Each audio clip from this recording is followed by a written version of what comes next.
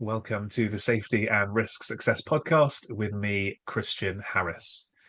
I'm joined today by Elizabeth Hyde, and she has been doing some fascinating research and now work practically in the field of psychological safety.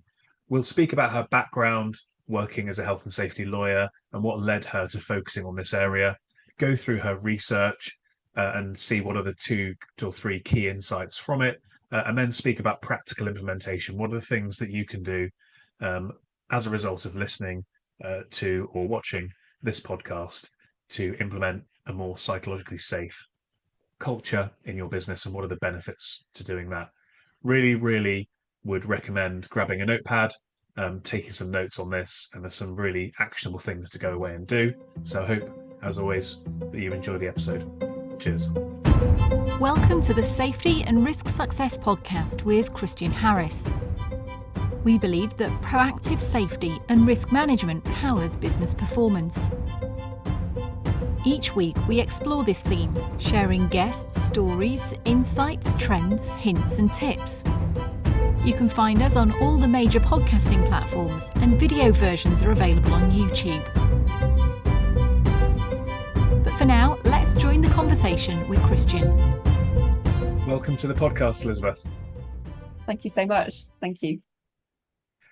You've been recommended by a few people, so I'm looking forward to this one. How does that make you feel? Slightly terrified, actually, but no, that's very kind. Thank you very much. Hopefully not too much stress. No, we don't want to put stress on you. It's going to be good. We had a pre-chat anyway. I thought we'd start by perhaps you could sort of share the experience you had with the sort of traumatic experience you had with a witness who, well, you can tell the story, but you know the story I'm talking about. I won't spoil it. Yeah, sure. So, sort of by way of background information, I used to work as a health and safety lawyer for just under 17 years, and I sort of dealt with the criminal side of things, where I would investigate cases on behalf of organisations that were being sort of investigated by the health and safety executive or local authority. And in one particular case, we were working for a client who'd had a fatality on site, and we were conducting the usual sort of interviews of witnesses. And very sadly, I learned that a year after the incident, one of the witnesses had died by suicide.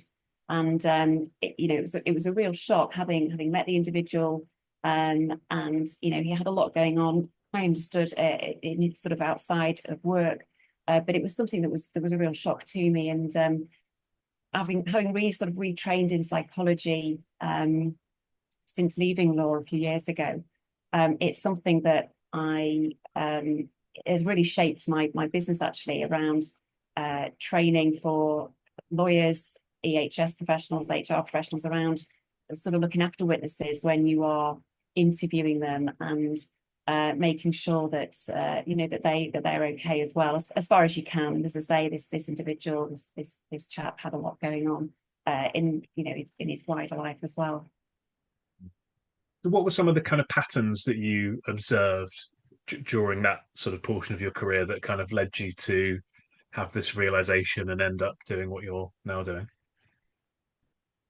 I think in terms of patterns of sort of witness interviews, when I look back at the interviews I conducted, you would come across witnesses who were, able to give very good evidence. They felt, you could see they were quite relaxed in the interview. You'd also come across witnesses who may look, quite behaving in a quite erratic way, quite stressed way, or you'd have those witnesses who were presenting themselves in a way which was more sort of subdued, quiet. And it's only with the benefit of hindsight and sort of retraining in psychology that what I could see in those cases were witnesses who were in sort of either that fight, flight, freeze response. And having retrained in this area, there's actually a huge number of tools that people can use to look after witnesses in those situations.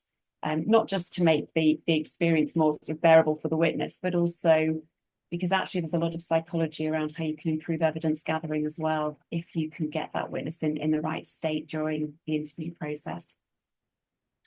So there's that human element of looking after them as best as possible, but there's also the benefit of getting better quality information from them, which is kind of the whole idea of interviewing them in the first place, I suppose. Yeah, that's right. And it's an enormous area of research, which actually, you're not taught about at law school. But, it's something that is will not be known to many lawyers or anyone really who conducts those sorts of witness interviews. There's a vast area of psychology out there that can support people with those investigations, which is really worth knowing about. Yeah. Was there kind of a single aha moment where you realized, psychological safety was the key to getting this right, or was it something that just kind of developed, that realization developed for you over time? I think during my time working as a lawyer, I became increasingly interested in psychology and how psychology impacts human behaviours.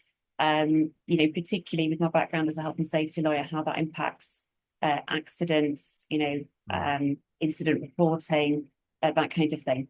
I think one of the sort of aha moments I had was when I came across the research by Amy Edmondson. And it felt like I found that sort of missing piece of the jigsaw, really, because as a former health and safety lawyer, you're focused on looking at risk assessments, training, systems, procedures, all that kind of stuff. That's absolutely crucial and a foundation of everything. But learning about psychological safety and how that impacts things like incident reporting was a real sort of eye-opening moment. And I'm sure many of the listeners will have come across the research by Amy Edmondson before, but perhaps anybody that hasn't, she did a really interesting piece of research back in 1999 where she was looking at incident reporting in hospitals. And I'm sure you'll be familiar with all of this, Christian. But for the benefit of the listeners, that she'd been looking at incident reporting in hospitals and error reporting, essentially. And what she found was those teams with much higher levels of psychological safety, they were reporting more incidents. And it wasn't that they were having more accidents or anything like that, or patients were having more incidents. It was that those teams felt that they could be open with each other, admit they'd made a mistake, and then they could learn from it, so that it could have that sort of knock-on impact on accident reduction overall. Yeah, yeah. So you mentioned flight, fight, or freeze. Those are the three, aren't they? I was butcher those. Stress is obviously, and pressure is obviously something that has an effect on the way that we react and the way that we behave, and we all deal with stress in different ways, and pressure. I guess in that's a very unique. Your historic work is a very unique setting in that something bad has happened, otherwise that these interviews wouldn't be happening, so there must be a lot of pressure and stress on those people. What have you learned through your studies of psychology about how stress and pressure can impact decision making in the workplace? So it can impact it really at every level, from the operator working on a piece of machinery under stress, all the way through to boardroom decision making. Those environments where people are under a significant amount of stress are not conducive to really using the sort of thinking parts of the brain. So what the neuroscience is showing us is that when people are operating under high levels of stress, and those stress hormones are being released through the body, through the brain, when you have things like cortisol, adrenaline, noradrenaline, what that's essentially doing is it's shutting off those thinking parts of the brain. So if you take, for example, the operator who is working under significant stress to get a job done on a piece of machinery, or an engineer who's trying to resolve an issue, if they are under significant amounts of stress, that will no doubt affect those thinking parts of the brain that could be really beneficial for keeping them safe at the time. And there's something there around not speaking up as well, isn't there? That kind of lizard brain sort of. I think you've spoken about for lizard brain responses. Yeah. So some psychologists sort of refer to this as them as a brain, sort of part of the brain that the amygdala that's been there to keep us safe for tens of thousands of years. So for so long we've had that ability as a human to have that amygdala that will trigger that fight, flight, freeze response, essentially, if we feel we're under threat. So that would have, the fight flight response being there to get away from danger if we needed to. And when that's triggered, and those thinking parts of the brain are sort of shutting down, you're only focusing on one thing. You're not focusing on sort of periphery information or being in that relaxed state to think properly. That's because it's literally getting there, the adrenaline ready for your legs to run away from that animal that's coming to eat you, whatever it might be. Yeah. That can have a really big impact on people perhaps not speaking up in that moment of stress. But separate to that, perhaps a wider piece as well, why people often don't speak up when they're spotting danger, is we've got that sort of innate need as humans to stay part of a group. We often don't like to speak up, to cause an issue, to put ourselves, to take those sort of interpersonal risks of speaking up, where we might then be criticised by a colleague or a senior person for challenging them in that situation. So there's that wider piece as well, where people don't want to sort of rock the boat sometimes. Perhaps the third thing to mention is something which psychologists refer to as discounting the future. If someone is spotting a colleague doing something unsafe in the workplace, there is that element of sometimes discounting the future, where you think, actually, probably nothing bad will happen. Perhaps they'll be okay. I don't want to take that interpersonal risk of speaking up, because perhaps nothing bad will happen. And a great example of that is the Columbia Space Shuttle disaster and the NASA case, where that one individual didn't speak up in a meeting about something he was very concerned about in terms of the debris strike to the Columbia shuttle. And he didn't speak up about it. And that's that sort of discounting the future. He was concerned about it, that perhaps that issue might not occur. Perhaps it won't cause that catastrophic incident, that it did in fact occur. And that's that classic case of psychological safety, him feeling he couldn't speak up with senior individuals in the room. Yeah. Me personally, I really don't like confrontation, so I sort of try and avoid confrontation as much as I can. So I'm kind of very interested in this because it speaks to me in terms of situations that you could be in where actually you sort of know you should say something, but do you want to say something even if actually there isn't a confrontation, but it's just that sort of act of speaking out can be quite difficult. So it's something I'm really aware of and interested in. What have you found that works well in organisations in terms of either amplifying psychological safety or on the inverse? What sort of structures or setups could dampen it? Yeah, there's a fair bit of research around this, around sort of structures. Having that very hierarchical structure can really dampen psychological safety, where there's very much that clear sort of reporting lines, and you can only report to your direct line manager. Again, perhaps that example with NASA being a classic example back at the time, where they had a very hierarchical reporting structure. Simply, I think a great case study would be around Nokia. They found that when they looked back at why they had fallen behind in the mobile phone race, they found a lack of psychological safety. And again, it was around that very hierarchical reporting structure within the business. So that can certainly dampen psychological safety. Not to say that very sort of flat structures are always better. It's much more nuanced than that, because you can have a very flat structure, but within that have line managers that aren't behaving in a psychologically safe way. Like with sort of flat structures, you can have sort of people, role ambiguity, people can go into sort of decision paralysis as well. So a lot of it is around the behaviour of the leaders within that organisational structure. It's really the core to it. So, large organisations need a solid structure. They need that, they need a structure. So a lot of it is around really making sure the line managers understand what psychological safety is and are behaving in that way, and similarly teams as a whole as well. Yeah. Google did some research on psychological safety as well, I think, didn't they? They did a really fascinating piece of research called Project Aristotle. where they surveyed, I think it was around 180 teams, thousands of employees. And after 2 years of researching what made a really productive team, what made a team high performing, they measured, I think it's like 180 attributes. They essentially, to begin with, found absolutely nothing. They couldn't find what that sort of key factor was until they came across that research of Amy Edmondson, and they came across psychological safety.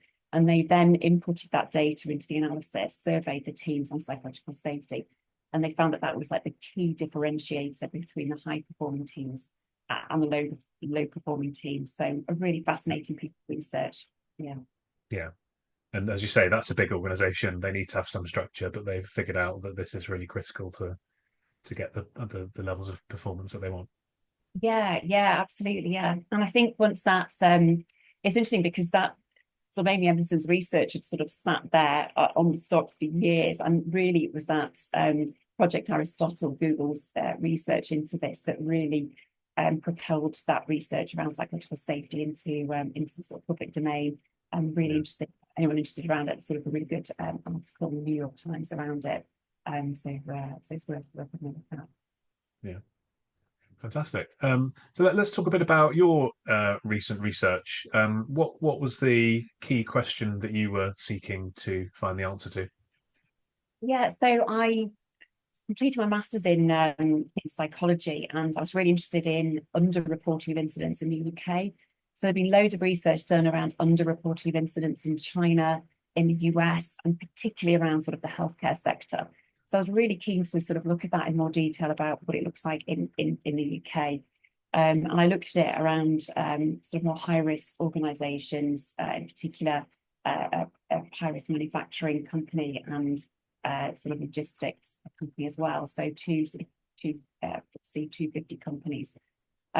So I measured the level of underreporting that was going on in these across these two businesses. And I also then looked at levels of psychological safety in the businesses, and also something that's called leader behavioural integrity for safety, which is really a fancy way of saying leaders that walk the talk when it comes to safety. And I wanted to see what impact they had on that sort of reporting behaviour. And I guess in sort of headline terms, what I found was that there was a high level of underreporting of incidents going on. So that was not just near misses, but also sort of accidents. So for every 2 reported incidents, 1 incident went unreported. And when we looked at sort of psychological safety, I found that incident reporting increased from 74% to 85% when there were high levels of psychological safety with supervisors. And similarly, there were increased incident reporting when I looked at psychological safety amongst peers. So it went from 77 to 79%. And then incident reporting increased from around 74 to 83% when I looked at it as a team as a whole. And so that was a mix of your peers and the team leader. So really seeing there the significant impact that the supervisor had on team psychological safety when it comes to incident reporting. But I think the key finding I found, the most significant finding, was the massive impact that increased levels of leader behavioural integrity had on incident reporting. So there was a massive jump from 71% up to 90% of incident reporting when those levels were higher, which was really, really fascinating to discover. Mm-hmm. Loads to unpack there. Is there something sort of culturally about the UK? You mentioned other countries that you'd sort of seen research on, in terms of, we have this kind of stiff upper lip traditionally and downplaying things. Is there something culturally around the UK that might play into this, do you think?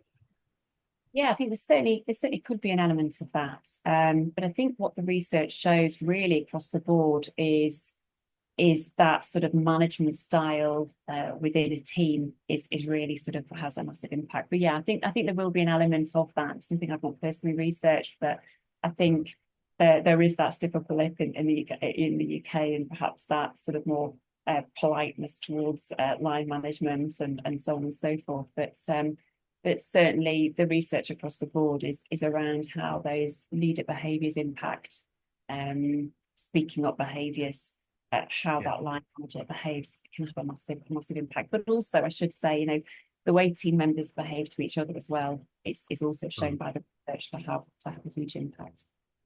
Yeah. Yeah.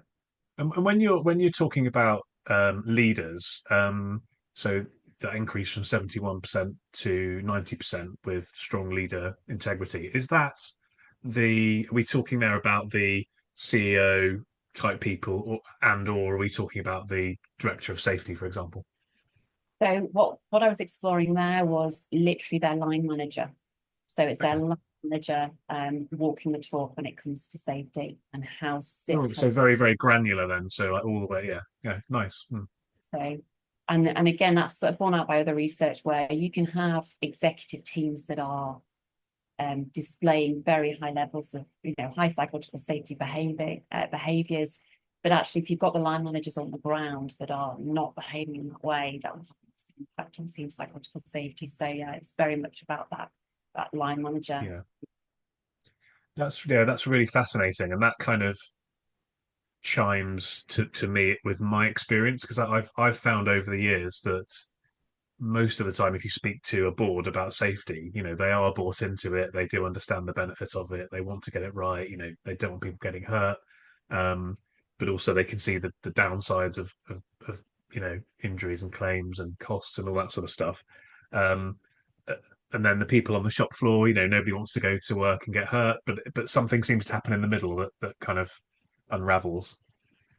Yeah, absolutely. And that's also, with my background is, conducting those witness interviews, you would get a sense of how seriously the executive team would take it. And, they'd be devastated that there'd been a fatality. And then you'd start to sort of delve into the witness interviews, and you'd quickly pick up on the fact that the line managers were just not getting safety at all, or they weren't taking it seriously. And really it was about, in some cases, pressure to deliver on Yeah.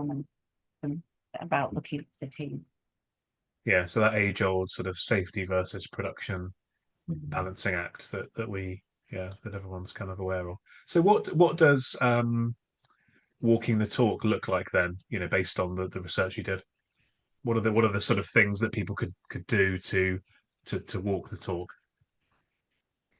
So a really key part of that is the line manager aligning their words with their actions, about there being a consistency of approach with how they are um, pursuing safety and taking it seriously. So for example, are they enforcing the safety protocols that they're describing to their team? Are they actually practicing the safety protocols that they're preaching day to day?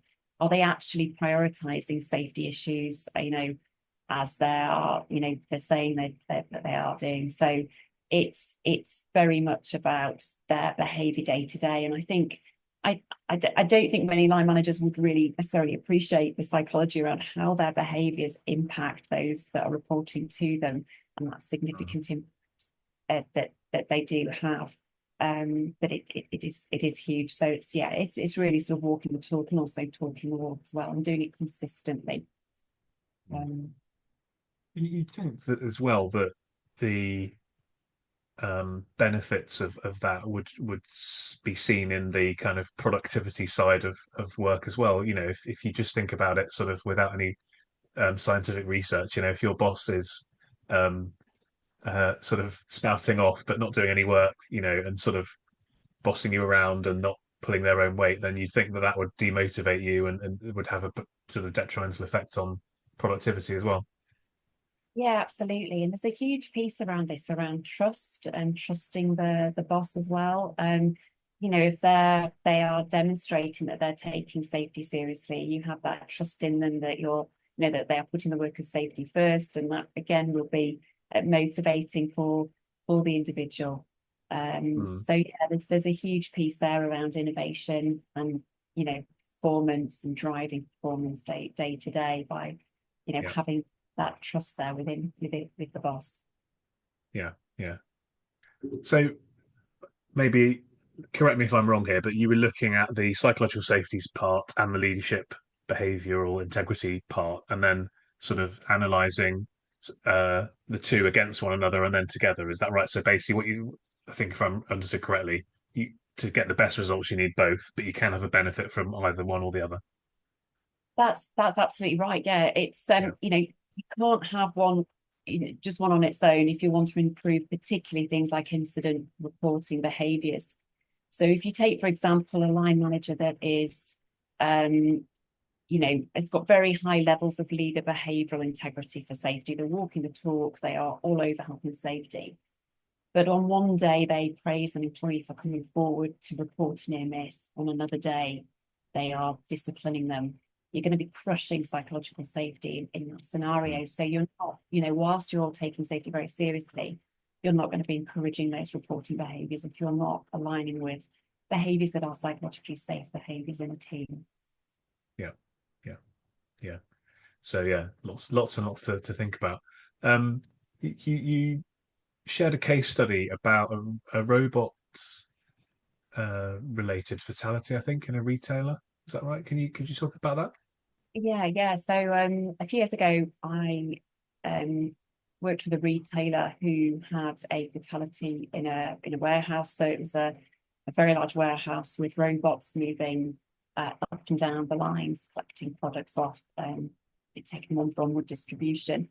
And one of these robots got stuck at Hyde within the warehouse. We deployed 2 engineers to remedy the situation. The engineers were both quite senior, and both of them were stood on this robot, which is essentially a platform. And the more senior one said, "Look, I'm going to just," essentially decided to sort of slacken off the brakes on this robot. And he told his colleague to sort of get off the robot, stand on the ladder to the side of it, just in case, which he did. And he dislodged the brakes in, simplifying what happened hugely here. He dislodged the brakes and the thing fell to the ground and he sadly died. Now, looking back at that case and looking at sort of psychological safety there's two things that we could have been seeing. One is a lack of psychological safety between the slightly more junior engineer who was, as I say, very experienced, and the senior one who, why was he not saying, "Look, you've identified a risk here, let's stop, let's not do this, let's find a different way of working this out." Or what we were seeing is a lack of psychological safety between those engineers and senior management. They were under a huge amount of pressure to get that thing moving again, get it moving. So was there a lack of psychological safety there where they just had to get on with it? And the second point goes back to what we talked about earlier.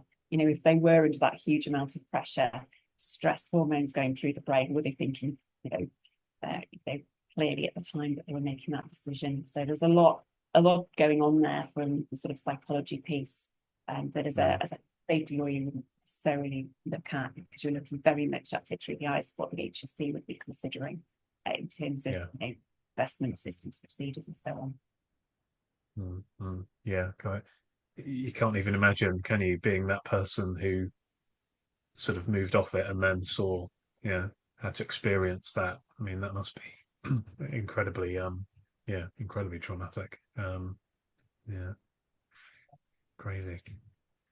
So,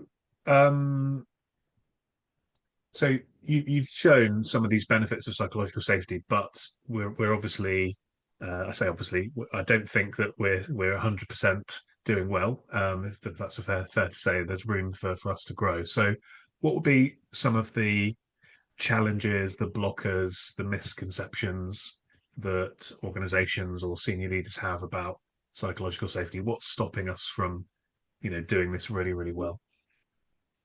Yeah, that's a good question. I think one of the first and foremost, I think there's a lack of understanding around psychological safety. I think a lot of people think it's a well-being initiative, and it's not. It's about those speaking up behaviours where you're encouraging your team to speak up with ideas, questions, to admit mistakes. It's not about well-being, although of course it can benefit well-being initiatives if people are feeling comfortable to speak up. And there's also a huge correlation between improved levels of psychological safety and well-being. So that's the first thing. I think a second thing is around the thought that people think does this mean we all have to be nice to each other? Is it about creating some perfect harmony in a team and perfect environment? And it's certainly not about that. It's about encouraging frank conversations, encouraging employees to speak up with ideas and questions, and to challenge things in a productive and respectful way. So that there's a lot around that as well. And I think, perhaps the third thing is also around people thinking that you can just roll out, one training session and it'll solve everything. And obviously, to start with some form of training or a workshop, but it's something that needs a lot of work. It's something that requires onward effort by line managers and by the teams themselves as well, to sort of keep working at it and to keep encouraging those psychologically safe behaviours within a team. Mm-hmm. Do you think that we are suffering from the word safety? As in, sometimes I've seen, and I've spoken with people about this on the podcast as well. If you insert the word safety into a phrase, there's somehow this kind of health and safety gone mad alarm bell can go off in some people's heads, and I wonder sometimes whether the word safety is almost a negative when it shouldn't be. But do you think there's anything to that? Yeah, it almost could benefit from a better description, really, as to what the phenomenon is in some ways, because it's so much broader than safety. It's yeah, I completely agree with what you're saying there. I think it's really sort of that business performance, it's innovation, it's growth. And I think when you say psychological safety, it can give it a sort of tricky meaning. Really. Yeah, because it's actually, I mean, I'm a business owner, as are you. With our teams, we would want people to be um, speaking up, telling us where things are going wrong, feeling, all this stuff that is part of psychological safety. We would all want that, and I'm sure all CEOs and board members would want that as well, because there's benefits to them, there's benefits to the organization, etc., etc., etc. So it feels like it should be sort of a more open door, but yet we're still, we're not doing as well as we could be, maybe. Yeah, no, absolutely. I think there's a lot of businesses out there that are becoming aware of psychological safety and are really sort of making those efforts now to improve it within the team.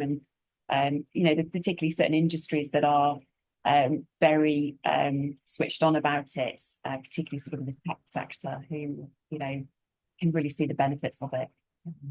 Yeah, I was going to say there are particular industries. Is it the sort of higher risk industries where people are getting more progress?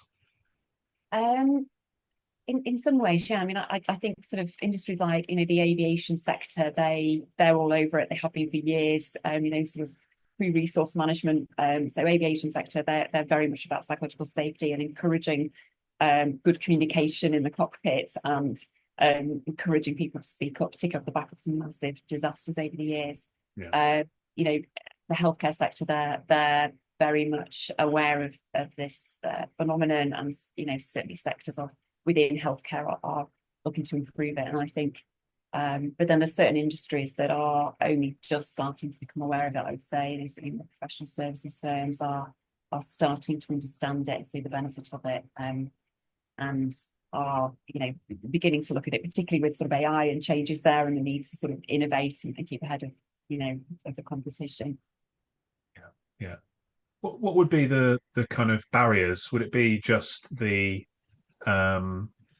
cost, or is it sort of misperceptions, or what would you see as being a barrier, or the barriers to getting this right?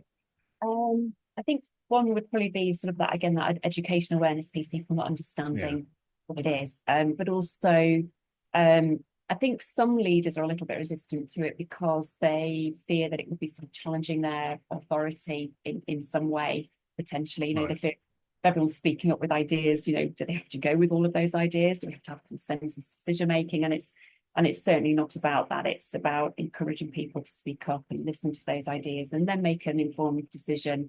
It doesn't have to be that you then got to go with that sort of consensus view. I think those organisations that perhaps we talked about earlier, that sort of very hierarchical structure, or that sort of authoritarian leadership, can really hold it back, and also perhaps those cultures that are quite competitive cultures as well, that can really, perhaps when employees are sort of pitted against each other, that can really, act as a barrier to introducing psychological safety.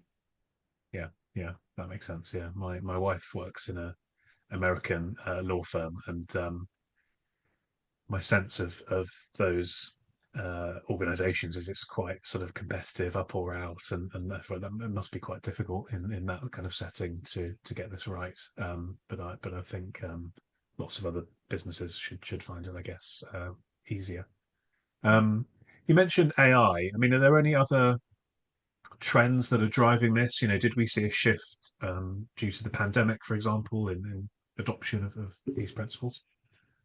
Yeah, I think there's certainly a greater awareness of this after the pandemic. Certainly a lot more discussed around, how psychological safety can improve that workplace environment. And I think, I think certainly the pandemic has perhaps introduced people a lot more to that sort of organizational psychology and the impact of organizational psychology, and the impact around sort of hybrid working and challenges and also benefits that can bring as well. So yeah, I think there's been a greater awareness of psychological safety, particularly off the back of COVID. Yeah. Great. So if somebody's joining us today and they feel, this is something that they could improve in their organization, they can see the kind of benefits, they want to start improving psychological safety, where would they start? How would they begin that journey? I think, if there's a leader listening to this podcast and I think, where do I start? I think the key thing would be to sort of really get under the skin of what psychological safety is. So, listening to these sorts of podcasts, perhaps read Amy Edmondson's book around psychological safety. The Fearless Organisation is a great place to start. And then it's about talking to your teams about it. So, talk to your team about what psychological safety is, what the benefits are to them as a team. Is a really great starting point, whether it's that through some sort of workshop, training exercise. Second thing would be for the leaders to start modeling vulnerability, openness, sort of pushing those sort of power dynamics. It would be a great place to begin as well. Thirdly, opening up dialogue within the team. So showing the team that you are interested in their views, you're encouraging them to report incidents or to encourage that. But it's also then how you respond when they do speak up to you. Whether there's active listening involved or if they've admitted a mistake, near miss, for example, in the factory sector, how you are responding to that will make or break psychological safety. So fostering that culture of learning and not blame. It can take some time to build psychological safety, but it doesn't take long to sort of push it in those situations if there is that blame culture. And I think perhaps two other things would be sort of creating an environment that encourages feedback from individuals. So that could be 360-degree feedback. It could be setting up focus groups where you're encouraging employee voice around whatever topic it is you're encouraging them to speak about. And then finally, a really powerful one is sort of recognising and rewarding contributions from employees. So encouraging employees through rewarding them in some way if they've done something good and congratulating them and whatever it might be. That's nice. And is there any sort of, we'll get in, I'll ask you in a minute to explain kind of what you're doing and how you can help, obviously, but is there a way of sort of self-assessing or measuring, psychological safety, where we are now, and all that leader behavioural integrity, where are we now? So how would you go about doing that? Yes, you can absolutely measure it. You can measure it through surveys and then follow that up with employee interviews, either one-on-one or sort of by way of a focus group. What I'd say to anybody who's looking at surveying these sorts of things is to decide at the outset, what is it you're looking to achieve? Is it you're looking to achieve, you're looking to encourage employees to report incidents? Are you looking at innovation within the business? Are you looking at improving employee retention? So to decide at the outset what it is you're looking to achieve. And then you can then target your surveys and adapt your surveys accordingly. So you can look at surveying and teams, departments, an organisation within a group structure. So that's something. The other thing to be aware of is if you are looking at surveying, you can also combine that data with other bits of information within the business. So you could look at incident reporting data within the business and see what the correlation looks like. You could look at employee retention figures. You could look at financial performance of a team, productivity, that kind of thing. So it can be adapted to what you need. It's really important that it's not just some sort of survey monkey, that's gone out, survey monkey, you can just pull together any old questions. It's got to be designed so that it's statistically relevant. It's got to have reliability, validity from that statistical point of view as well. So that's something as well to bear in mind. Yeah, and I guess you need to do that exercise on multiple times to sort of see the changes and trends over time as well. Yeah. So it's really good to, if you're looking at introducing a psychological safety initiative within your organisation, to sort of benchmark it at the beginning. Where are you at now, and how does that look like over time? What does that look like over time? But also it allows you to sort of target interventions properly, to target the relevant teams. It needs to be, data informed, essentially. Yeah, makes sense. Great. So we've heard a bit about your background and a bit about your research. Tell us now, before we start wrapping up, a bit about the business and, if anybody's interested in doing this kind of properly, shall we say, how you can help. Yeah, sure. So within the business, we specialise in helping organisations improve levels of psychological safety.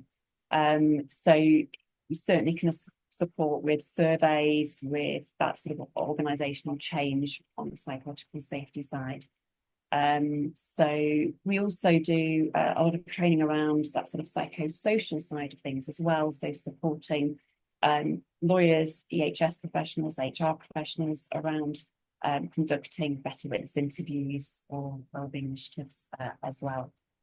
So we've got some really exciting things coming up and running some Eventbrite sessions later in the year around witness investigation. So if anyone's interested in that, please do get in touch.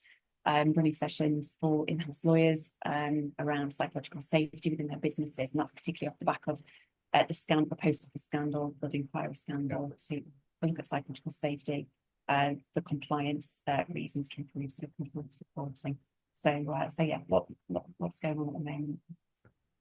Fantastic. And what would be the best way of people getting in touch? Would it be LinkedIn or website or? Yeah, sure. So probably the best way is through LinkedIn. So please do connect on LinkedIn. Visit my website, which is healthcaregrc.com. Fantastic. Well, thank you so much for sharing all the stuff you've been up to, and I think this is a topic that is obviously relevant to everybody and one that deserves a lot of attention. And I think the way you've approached it with the research is really, really interesting to show that there's two sides to this that we need to work on. I think people can go away and really learn from this and hopefully implement it and drive some exciting and beneficial change. Great, thank you. Thanks very much for having me on today. Thanks a lot, and thank you for joining Elizabeth and I, and we'll see you next week for our next episode. Cheers. Thanks for joining us on the Safety and Risk Success podcast. If you've enjoyed this episode, please hit follow and do share on social media. Does anyone you know spring to mind as a great guest, even yourself? If so, please contact us on podcast@slipsafety.co.uk. See you next week for another episode.